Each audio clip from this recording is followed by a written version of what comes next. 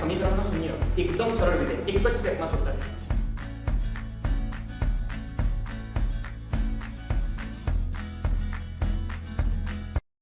Hello વિદ્યાર્થી મિત્રો, આજે આપણે સમીકરણનો શૂન્ય એકદમ સરળ રીતે એક જ સ્ટેપમાં શોધતા શીખીએ. જો અહીંયા ધ્યાન આપો, જો આ સમીકરણ છે આપણું x2 - 2x - 8. શું કરવાનું? કંઈ નહીં, પહેલી અને છેલ્લી સંખ્યાનો ગુણાકાર કરવાનો. આ છેલ્લી સંખ્યા છે 8, પહેલી સંખ્યા તો શું છે જ નહીં, તો નહીં લેવાની. શું લખીશું આપણે? 8 આવી રીતે લખવાનું. 8 એના બે ભાગ પાડવાના કે જેથી વચ્ચેની સંખ્યા મળે આપણને. ચલો 8 ના બે ભાગ પાડો. શું પાડીશું આપણે? 4 2 8 અને 4 માંથી બે જાય તો વચ્ચેની સંખ્યા આવી ગઈ બે. હવે જો અહીંયા આગળ માઈનસ હતી, મોટી સંખ્યા કેવી રાખીશું? માઈનસ અને નાની સંખ્યા પ્લસ. બસ જો જવાબ મળી ગયો. શું લખવાનું અહીંયા ધ્યાન આપો. જો x બરાબર અહીં માઈનસ છે, નિશાની બદલી ગયા, પ્લસ છે.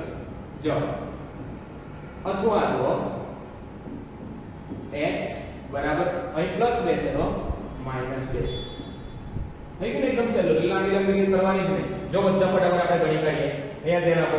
શું કરીશું? પહેલી અને છેલ્લી સંખ્યાનો ગુણાકાર કઈ છે? 10. અહીંયા કઈ નામ તો 1 10 એકા 10. 10 ના બે ભાગ એવા પાડવાના કે 7 જવાબ આવે. શું પડે?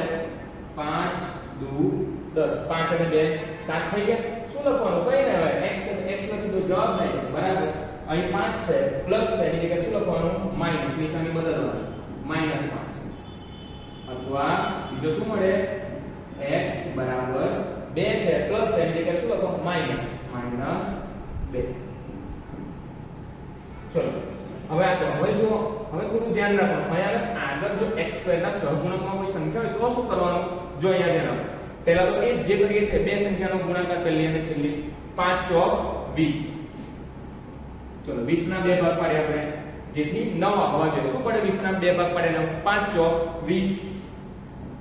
5 અને 4, 5 + 4 9 થઈ ગયા. બસ જવાબ આવી ગયો. જો કઈ રીતે લખવાનું? x બરાબર અહીંયા શું છે? પ્લસ છે તો -5 અને જે x2 નો સહગુણક હોય ને એના છેદમાં લખવાનું, છેદમાં 4. બસ આ જવાબ.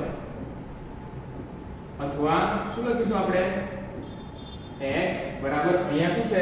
4 પ્લસ છે તો -4 ના છેદમાં કેટલા લખવાના? સહગુણક છે 4. 4 અને 4 કેન્સલ. x બરાબર શું આવી ગયો? 1 વડે 1 પણ કેવો? માઈનસ.